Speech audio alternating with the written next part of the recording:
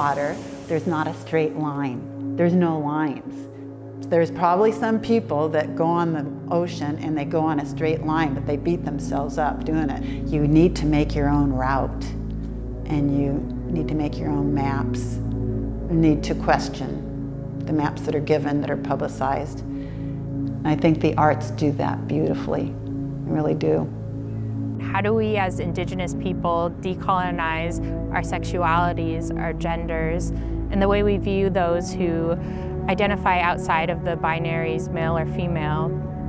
And it's really to look at these concepts through an Indigenous lens and worldview, and to think about how we worked with our community in the past and undoing certain elements of homophobia, transphobia, and different elements that we've learned through colonization. There is a very rich and deep history of broken promises within the history of colonizing the Americas. Decolonization is an ongoing project given the history of so many empires all around the world and so many oppressions.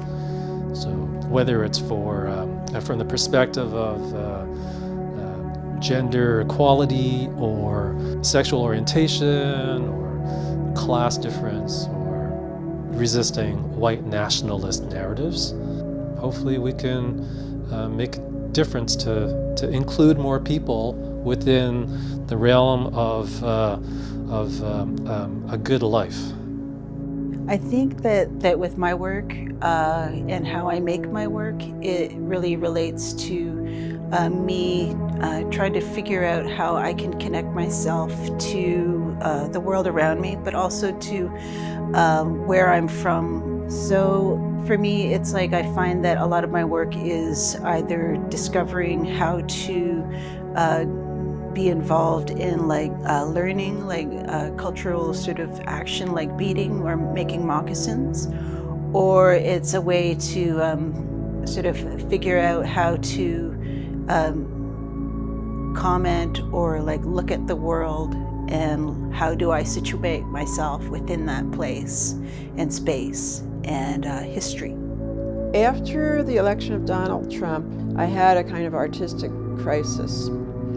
I really felt, what can I do as an artist? And was, really flummoxed. One of the things that I find most distressing, and I think this has to do with being the mother of a granddaughter of a Holocaust survivor, is you just hear all these stories about how people went on with their lives and, sort of went, oh, that's happening over there. And I notice that with myself all the time.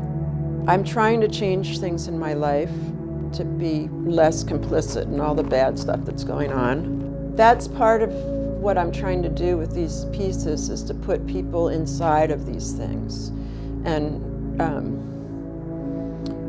make them feel that all of this is happening on their watch, to them. I want people to think. Mainly I want the emotion. If you say you were so moved, then maybe you will move.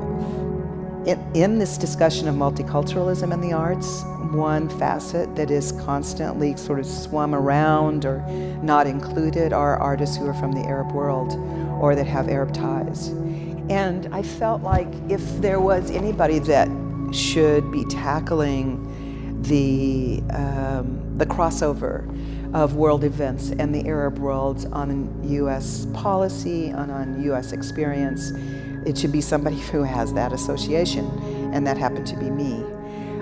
But I was very hesitant for a long time to do that because I am a second-generation Arab American, and I find that all those alliances have their responsibilities and their perspectives, and you need to understand them. And once I convinced myself that having that perspective was valuable to the larger discussion, then I started making a series of pieces called Impossible Monuments. A vessel is a very fundamental creator of difference. Once you have a vessel, you have an inside and an outside.